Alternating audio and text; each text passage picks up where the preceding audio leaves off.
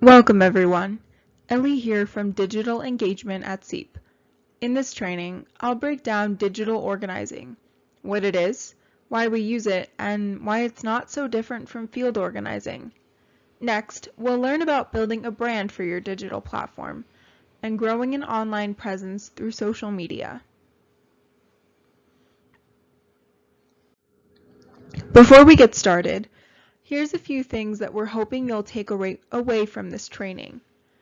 Each of our trainings come with a few learning outcomes to give you an idea of whether this is a training you think will be helpful. Here's what we are hoping you'll take away from today's training. Understanding the dynamics of digital organizing and its importance for digital communication. How to implement digital storytelling. Recognizing different elements of branding and applying them. Building the capacity to hold meaningful online conversations and connect with students over digital media. Digital organizing has become the primary means of action for many nonprofits and social movements in lieu of face-to-face connection in 2020 by default. Still, digital platforms remain central to effective storytelling and engagement for Gen Z beyond November. Beyond November, digital organizing will move to the forefront of communication alongside face-to-face interaction. Using online tools such as phone, email, text, and social media as a means of achieving strategic goals is the strongest way to define digital organizing. Digital organizing tools can be broken down into two basic categories. In our case, all designed to mobilize students towards an action. Short-term tools are used to garner immediate action. For example, an Instagram post asking students to check their voter registration today, or a text reminding students about watching Debate Watch tonight. Long-term tools can provide additional insight and education for the long haul, creating active voters year-round. For example, a podcast episode about the dynamics of Gen Z voters. Digital organizing is simply a different approach to achieving the same goals. The goals of this fellowship are similar. For example, registering students to vote, creating energy surrounding Debate Watch, and turning out the vote. Instead of tabling and hanging up flyers to register voters, you'll employ mass emails and social media. Building a digital strategy that mirrors an on-campus strategy will help you be most effective. Here are the 4 phases: voter registration, voter education, get out the vote, and cementing voter identity. At its core, digital organizing is a form of storytelling. First, know your audience. Who goes to your school? What will reach them? Then, we'll craft a story to reach them. Here's a sample outline. Who you are as a voter engagement platform. What? Joining the next generation of voters. That's the goal. And how? Registering to vote, requesting your ballot early, and voting in November. And finally, why? Your vote matters, and make yourself heard. Next, digital branding. Digital branding is creating digital media profiles with a clear voice designed to reach students on your campus. Think of your personal social media feeds and the people you follow. Athletes, musicians, actors, chefs, travel bloggers, activists, yoga teachers, and small business owners all create and execute their own branding to match the story they want to tell. As election engagement fellows, you'll need to build a brand to match the story you want to tell, empowering your peers to become a part of the next generation of voters. Building a brand starts from the beginning. First, does your voter engagement cohort already have social media? That's great. You'll be responsible for elevating your reach. No social media? No problem. Find the 2 platforms your student body is most likely to use. This will usually be Instagram and Twitter, but can also be Snapchat or TikTok. Then create a relevant username. For example, if you attend Cherry Creek University, @CherryCreekVotes is a perfect handle. You can also use your beloved school mascot. For example, @CometVotes. Make your user as easy as possible to find. So try to minimize extra characters like numbers or underscores. You also need to create a relevant hashtag so people can find and share voter-related content at your school. #CherryCreekVotes is a great example. Since we didn't hire you to be graphic designers, there's no need to stress about making perfect visuals. However, visuals still matter. So, first, color palette. Pick about 3 to 4 colors that work well for you and your school's brand. Could be red, white, and blue, could be your school colors, or something original. Try to make graphics or use pictures that align with your color scheme. You can go to color.adobe.com to make sure that your colors are vision accessible. It's easy. And of course, Canva is your best friend. It's very easy to make an account. Stick to about 2 to 3 fonts to enhance your brand. Make sure that they are clearly legible and make a bold impact. Depending on whether you work on campus or not this semester, you may not have as many in-person photos. Try to get comfortable with graphics and also reuse powerful photos from past years on campus. Now, hashtags. Hashtags increase your reach or ability to be seen by people who don't follow you. It's an excellent way to spread the word and expand your audience. Hashtags are a core part of building a digital brand, and they are a unique tool to digital organizing. Hashtag choice must be intentional in order to be effective.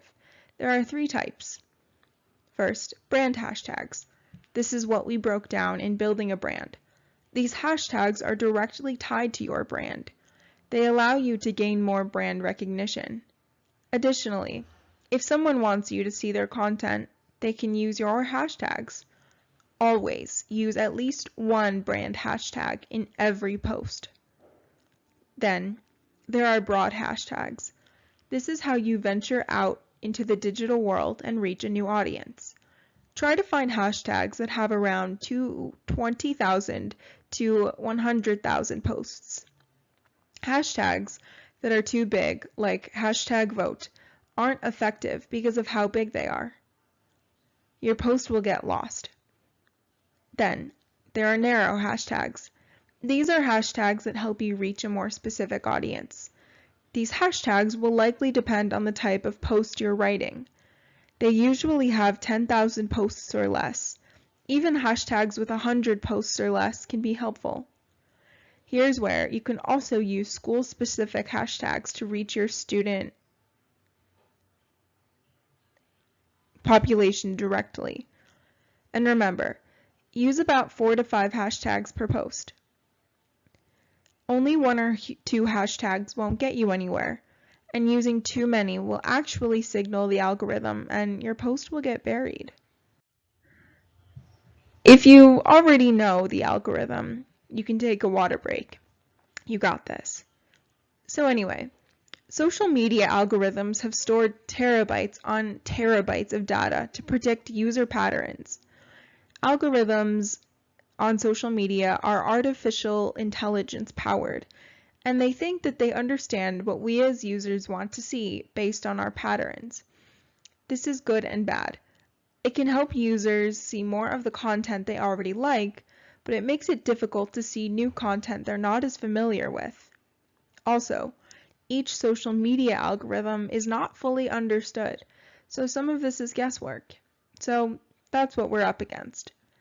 Hashtags help make the algorithm work in our favor, which is why they're necessary. Next, social media accessibility. This is how you make your digital platforms accessible for all students. Alternative text, or alt text, is used on social media to describe images for those with visual impairments. You have two options for alt text.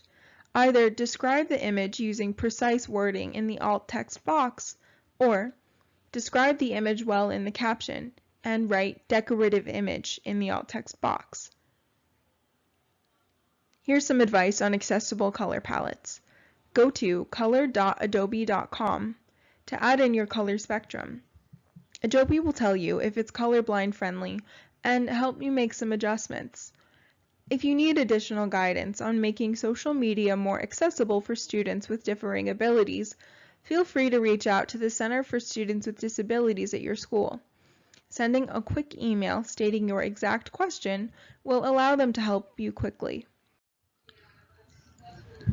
Well, we've done it. We've reached a water break.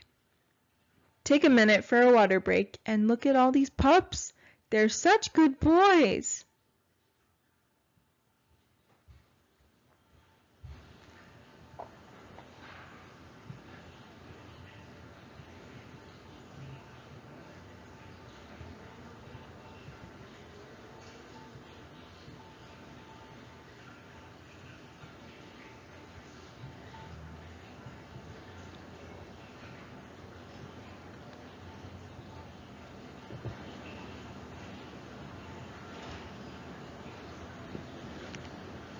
Yes, they are very, very good boys. All right, buckle up and let's keep going. So, here's an example of branding through Seep's brand. Here's our brand here at Campus Select. We've created an intentional digital identity that connects with and empowers both young voters and students. Our Instagram grid follows an orange, red, purple, and blue spectrum. We've chosen our main hashtags to represent us and our mission.